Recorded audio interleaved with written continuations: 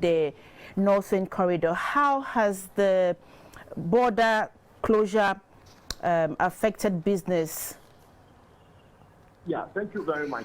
It has seriously affected businesses here in the Techiman, the Bono East capital, and that of the Kinsampo, or the center of Ghana, because this has been a transit point where those from the north, those from the south, they normally pass through this place to either Burkina Faso or Togo.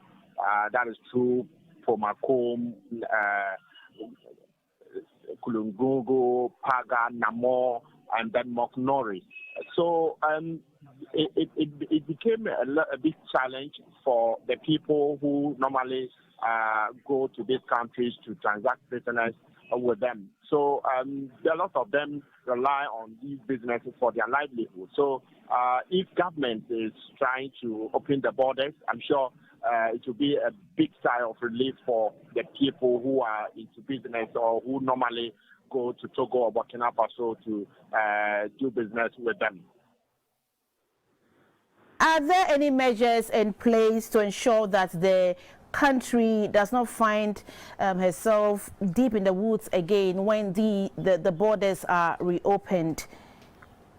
I'm sure there were measures already, because when you go to the borders, one thing that I realized or observed was that the security officials there, they have the thermometer where they check the temperatures of everybody who is to cross or come in, because it was not closed down to goods and services. Those who go in there for goods, they were allowed to come in. So when they get to the border, they screen them and they make sure they don't carry the virus into the country or can't go to either Burkina Faso or Togo. The same thing was happening at that end too. So I believe that there is enough measures that will be put in place, or they will add more measures to make sure that we don't increase the number of coronavirus we have at hand, because it is also going to be a huge sign of relief for the security officials at the borders, because what I observed was that when we go there in our interactions, they normally say they don't have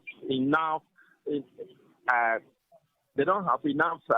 means of transport, and again, they don't have fuel to do effective patrols, and there are a lot of unapproved routes, especially during this dry season in the up north.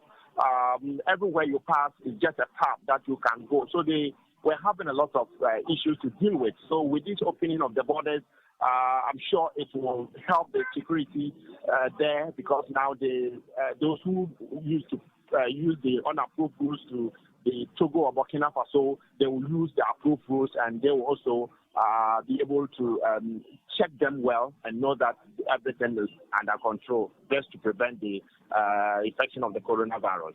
So, Sami, the announcement is just about a possible reopening of the country's land borders. So still the borders are closed, is it?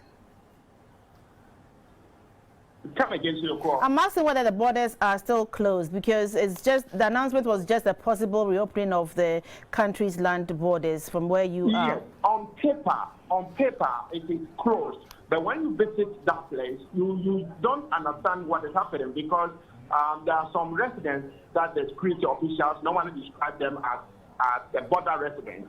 You see a lot of people going in and coming out. So when you ask the security officials, they tell you these are border residents. So that's why they're allowed to go and come and transact their business. So the border town, when you visit, it's still a busy place, especially at the Paga border. When you visit there, it's a busy place. But the border residents are there, but the security officials keep telling us that these people are not to be restricted. They are not to ask not to go in or come in. So these people are still going around doing their business, but they allow goods to come in, or we also carry goods to the other end of the country.